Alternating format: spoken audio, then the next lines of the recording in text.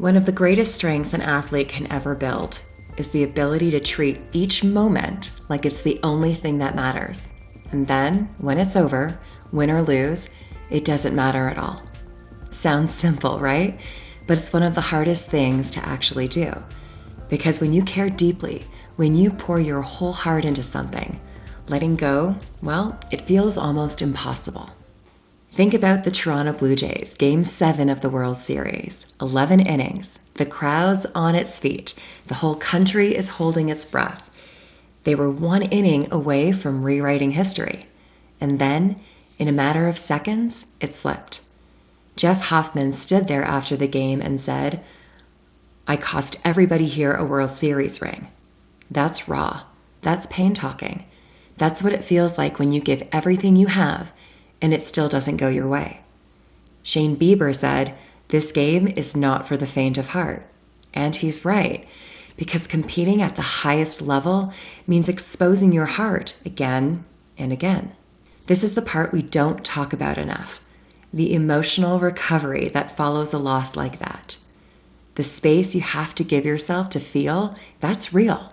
The sadness, the frustration, the anger, because you can't think positive your way through it. You have to process it. You have to feel it before you can move forward. And that's what I call the reset phase. It's where resilience actually starts, not when you bounce back, but when you face what hurts without letting it define you. And then comes the shift. After the tears, after the quiet, there's a moment every competitor recognizes, the one where you take a deep breath and whisper, "Okay, what's next?" That's the next play mentality. It's the mindset that separates the good from the great, because it reminds us that what just happened, as painful as it is, as thrilling as it was, is over. And now all that matters is the next moment. By the way, if you're an athlete or high performer who struggles to reset after high pressure moments, I created a 7-minute performance journal that helps you do exactly that. It walks you through reflection, reset, and refocus so you can perform your best no matter what happened last time. You can grab it using the link below. Now let's zoom out, because while the Jays didn't win, they did something arguably more powerful. They united a city and a country. Game 7 had over 10 million Canadians watching, the highest English language viewership since the 2010 Vancouver Olympics. Think about that. That's not just a game, that's a shared moment of national emotion. Joy, pride, heartbreak, all at once. And that, to me, is the real power of sport. It reminds us that human effort, persistence, courage, commitment connects us far beyond the scoreboard. So yes, the loss hurts.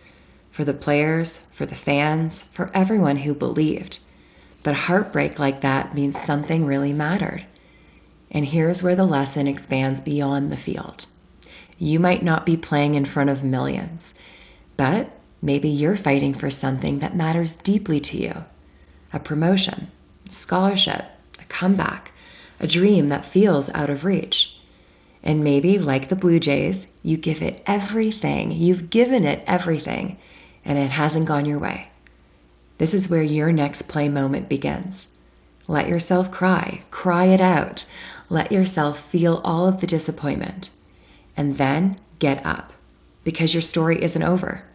The scoreboard might say one thing, but your effort, your heart, is writing something much bigger. You see, resilience isn't about pretending you're fine. It's about choosing what you do next. It's about saying, I can't change what happened, but I can decide how I show up now. That's how you turn pressure into purpose. That's how you keep your confidence real, not fake positivity, but real, earned trust in yourself. So if there's one thing we can all learn from the Blue Jays run, it's this. Give everything you have to the moment you're in.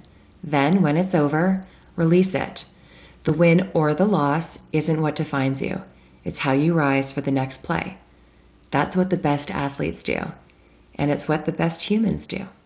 I'm Dr. Haley Perlus. If this message resonated, hit like, subscribe, and share with someone who needs a reminder that failure isn't the final play. Keep performing with heart and winning with mind. See you in the next one.